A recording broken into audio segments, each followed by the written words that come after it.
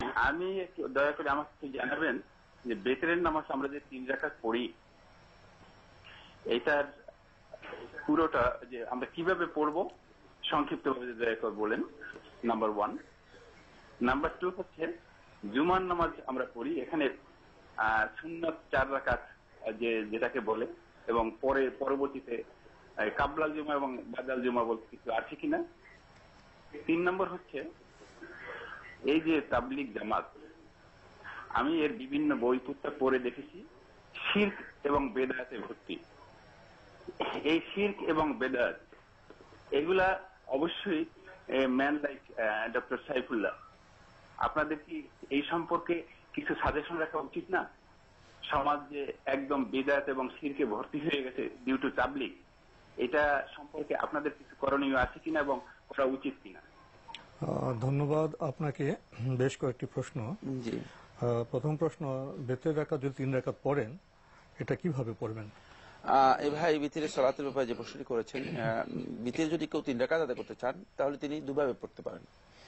প্রথমে তিনি 2 রাকাত শাফা মানে 2 রাকাত নামাজ পড়বেন, তারপরে তিনি সালাম ফিরাবেন, দুদিকে সালাম ফিরিয়ে দাঁড়িয়ে যাবেন, দাঁড়িয়ে গিয়ে 1 রাকাতের জন্য নিয়ত করবেন এবং 1 রাকাত সালাত যেভাবে আদায় করা দরকার সেভাবে আদায় করবেন। এটা হলো 1 রাকাত সালাত আদায় করতে গেলে প্রথমে সূরা ফাতিহা পড়লেন অথবা সূরা ইখলাস পড়লেন বা একটা সূরা পড়লেন, তারপরে তিনি রুকুতে যাবেন, রুকু থেকে দাঁড়িয়ে তারপরে দোয়া কুনুত পড়বেন। সূরা ফাতিহার সাথে আরেকটা সূরা পড়তে হবে, আরেকটা সূরা পড়বেন।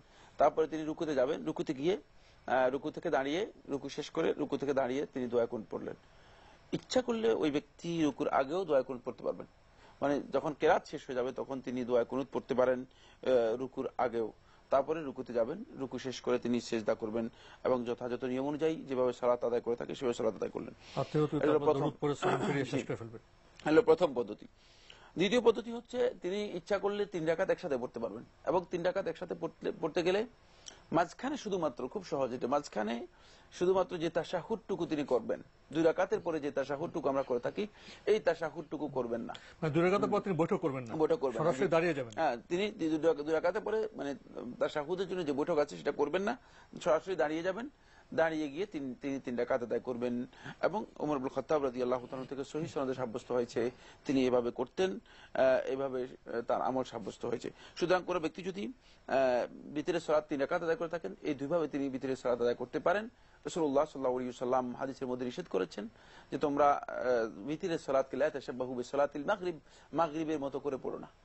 মানে 3 রাকাত তোমরা যদি পড়ো তাহলে মাগরিবের মতো করে পড়ো না, কারণ মাগরিবের মতো করে যদি কোনো ব্যক্তি পড়ে, এই হাদিসের ব্যাখ্যার মধ্যে হাফিজ ইবনে হাজার বলেছেন, ইবনে বাত্তাল রাহমাতুল্লাহ বলেছেন এবং অধিকাংশ আহলে তাহকিক বলেছেন এভাবে যে এখানে মূলত মাগরিবের মতো করে 3 রাকাত পড়তে নিষেধ করা হয়েছে, অর্থাৎ মাঝখানে বৈঠক করবে না, বরং বৈঠক না করে দাঁড়িয়ে যাবে।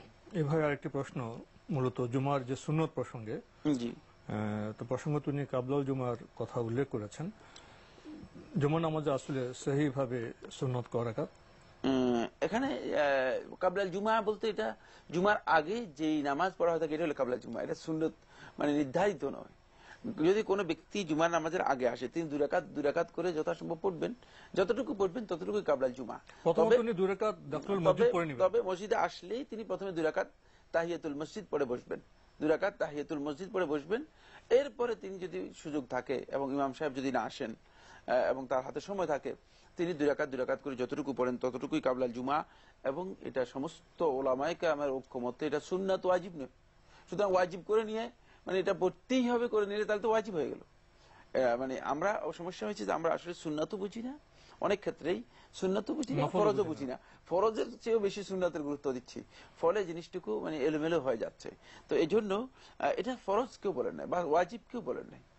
সুতরাং এটা সুন্নাহ, মানে সুন্নাত মানে তিনি না পড়লেও কোনো অসুবিধা নেই, পড়লেও কোনো অসুবিধা নেই, এটাকে বাধ্যতামূলক করার কোনো সুবিধা।